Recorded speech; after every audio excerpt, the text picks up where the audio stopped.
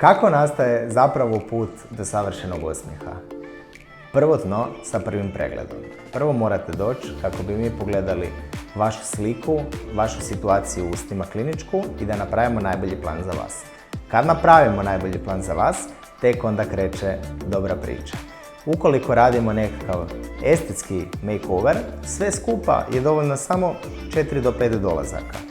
Unutar tih 4 do 5 dolazaka u jednoj fazi brusimo zube, u jednoj fazi radimo probe, zajedno gledamo na probama da li je sve lijepo, da li takvu boju želimo, da li takav oblik zuba želimo i zajedno se sve dogovaramo. Ne odlučuje samo doktor, nego odlučujete zajedno s nama i vi. Na kraju svega dolazi do cementiranja rada. Kad smo zadovoljni sa cijelim zubima, sa novim osmijehom i svime, tada cementiramo rad usta. I nakon toga samo se smijete.